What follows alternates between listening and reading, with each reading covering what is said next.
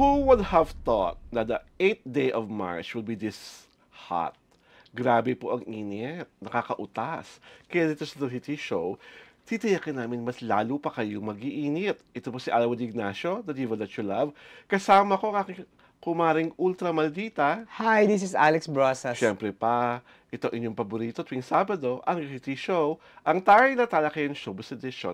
At gusto po muna namin pasalamatan bago namin simulan aming talakayan, ang aming 11,675 plus organic subscribers. Maraming salamat po sa panonood, sa pagmamahal, sa suporta, at syempre pa sa mga pagsusubscribe sa amin. At ito na nga, usapan sa buong showbizlandia dito sa Pilipinas, at hindi lang sa Pilipinas ha, maging sa ibang bansa. Patok na patok po ang bagong kanta ng SB19 na Damn.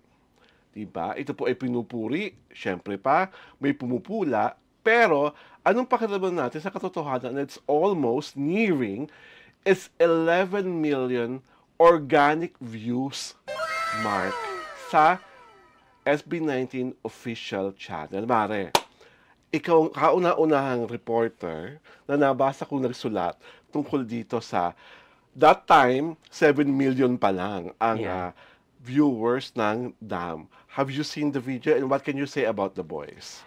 Kasi, nag-ano ako, nag-Facebook, nagsa-social media ako, tapos, I came across, SB19, click ko nga. Wow! Okay. Talagang, naloka ako doon sa di ba, it's a dance, dance yes. tune, di ba?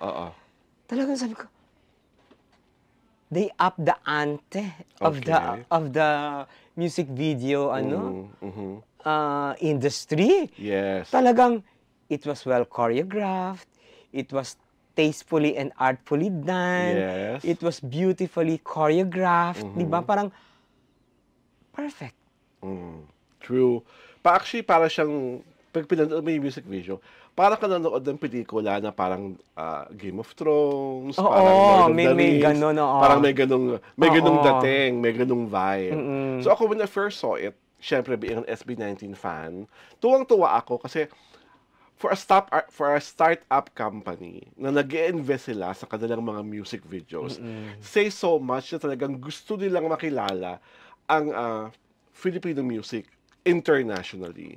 Kasi the music video is of world-class quality. Yes, Panlaban sa mga music videos ng mga Hollywood celebrities, mga Hollywood singers.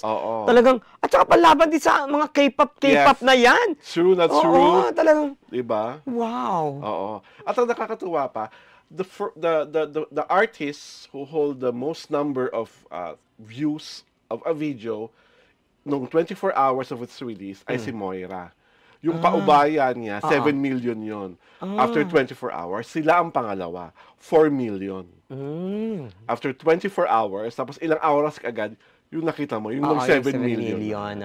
Diba? Kaya ako tuwang-tuwang-tuwa, kasi kitang-kita mo talaga yung dedication ng mga bata, ng SB19, to improve on what they're doing right now. Tsaka, tawag dito, the movements, the choreography is different from Gento. Yes, sobrang iba. Yung una nilang hit ba yun? Na talagang, global diba? hit. Global hit. Now, iba-ibang level, iba yung choreography. Iba yung pagiging sync, yung precision. Kasi kitang-kita mo yun dahil nag-perform sila ng live sa All Out Sunday, diba? Silang parang major guest, tapos kumanta ng live, hindi lip sync. Tapos kita mo talaga na sobrang sabay sila talaga. Diba? Nakakahanga. Kaya doon sa mga taong pumupula, bakit meron ba? Meron. What were they saying? Number one is that parang galit na galit daw yung kanta. Dahil di ba, punong-puno ng emosyon yung kanta. Parang they were trying to tell to the whole world na ito ang pinagdaanan namin. Ito nararamdaman namin ngayon. And we want more. Di effective sila kasi may nag-react. Di ba? Tapos may mga nagsasabi na hindi daw organic yung views. sa YouTube. Pero kasi kung papanoorin mo yung music video, di ba walang ads? Talagang buong music video lang ang makikita mo. Yeah. So kasi pag may ads, doon mo talaga makasabi na parang dahil sa ads, altered or whatsoever. To, walang ads yung music video. At marami pa nagkasabi na halos pare-pareho raw ang tunog ng kanta ng SB19. Na hindi ko naman po pananiniwalaan dahil ilang beses ko na pong napanood ng SB19 sa kanilang mga concerts at may mga ibang-iba po lahat ng mga, yung mga parang mga trademark songs nila, like Bazinga, like Mana, like Cream Zone, tapos yun nga yung huli, yung Gento. If you would listen to it, lyrically, ibang-iba, musically, ibang-iba rin. At kita nyo naman talagang sobrang ibang-iba itong bagong-bago na lang and at the same time, ang dami-dami ng mga tao na gumagawa ng dance challenge, ng mga K-pop idols, na merong mga Chinese idols, at merong mga people even from other countries na hindi Asian, ginagawa na yung dance challenge. Ang napansin ko sa sa SB19, when they perform or when they release a new song, 'di ba? So bago yung choreography, ang meron sila foremost is angas. True. Angas. Totoo. Diba? Angas ang meron sila. Iba yung gigil? Oo. Yung angas nila, anchors on their passion. Yes. Ganun ang nangyayari. Kasi that's a wonderful observation. If you are very passionate about what you're doing, your craft or whatever, lumalabas yung angas eh. 'Di ba? Angas is the standard by which your project or your output is measured. Kasi nandun yung angas, nandun yung drive, nandun yung passion, lahat binibigay. And that's what an artist should do. That's diba? what all artists must do. Diba? Hindi yung half-baked, hindi yung hindi yung magaling sa music video, live. Palpak. Diba? Diba may mga ganon? Kilala akong ganyan. Diba may mga ganon na, ay, pagdating sa music, perfect! Pagdating sa, asan? Diba, tunado. Oo, lackluster yung performance, diba? Tapos, hindi napanindigan yung buwelo sa boses dahil maigting yung diba? Parang, diba, narinig mo talaga na. Eto, from picture to motion, iisa. Yes. Diba? Akala mo nga recording yung pagkanta nila no sa show. Just imagine, if you experience them in a concert, wow. That is what sets them apart. From the no offense man to other K-pop P-pop ay magagaling din man ng mga Pilipino talaga, pero sila ang standard by which P-pop kings are measured. Kaya nga di ko naman nagtataka na talagang sila yung kings of P-pop. Dahil dyan, ito na muna, ang mga kings and queens aming puso, ang aming mga letter senders. Mare, pakibasa mo naman muna ito. Wow, I like the name. Christina Fernando.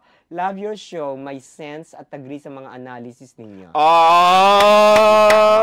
Galing nga kay binibining Christina Fernando. Eto pa, may second emotion si Lenny Paras. Pare, ikaw na ulit ang magbasa niyan. Kasi gusto ko yan. Sa'yo yung mga ganyan Agree ako na may... Lenny Paras, agree ako na may sense ang show nito. Unlike yung iba, parang gusto lang magpatawa. Di sana sa comedy bar na lang sila. Kayo po, straight to the point. Name names kung name names. Diba? Hindi po ba? Iba siya Diba? Ang The TT Show po talagang standard by which, sabi nga ni Kumaring Ultra Maldita, other online entertainment shows is measured or are measured. Hindi ba naman? Ito pa. Mula kay Miss Isidra Edita Katigbak. Kaano-ano niya kaya si Maria Calaw Katigbak? Diba? Watching from Italy. Hanggang ngayon, hindi pa mailabas ang fake news na yan. Sa totoo lang, gusto mong sumikat ang binabangga mo ay mga laking artista. Sikat na, mababait pa. Kaya tumigil ka na. Who is she alluding to? Di sino pa? Di ang pambansang akla. Diba? Sino pa ba? Di ba? Si X, Di ba? That person X na, di ba hanggang ngayon, di pa rin lumalabas yung video. Paandar siya ng paandar ng video. Hindi niya Na may video daw siya Oo. na si Catherine at si Daniel Padilla ay nagkakaayusan na at more chances of winning na nagkabalikan. Parang itong susunod. Ayan. Ikaw naman dyan, Mare. Basa. Si Tuesday Daluro. Wow. What a surname. Base sa aking experience bilang isang ina, feeling ko totoo. Kasi kahit na kay Kat na lahat si Daniel pa din ang mundo niya. O mahal na din niya. Di niya lang maamin sa mudra niya kasi ayaw niyang mapahiya o masaktan ang mama niya. Ewan natin sa mga, sana nga di totoo, pero para sa akin, totoo hindi. Kung saan masaya si Kat, support na lang. Wow. Obviously, she's a Catherine Bernardo fan who feels for Catherine Bernardo. Wala naman po kaming karapatan sabihin kay Catherine kung totoo o hindi ang kanya nararamdaman kay Daniel Padilla. Basta sabi ng importante, nanonood kayo ng TTT Show. Ang tayo na tayo kayo ng Showbiz Edition. At before anything else, I would like to say hi to Weng Tan, who's at 18, and who always watches the TTT Show. Ito po si Alwin Ignacio, The Diva That You Love. Kasama ko ang aking kumaring ultra maldita. Hi, this is Alex Brasas. Siyempre pa, kayo po ay nanonood at nakatutok sa nag-iisang The TT Show. Ang tayo na tayo kayo ng Showbiz Edition.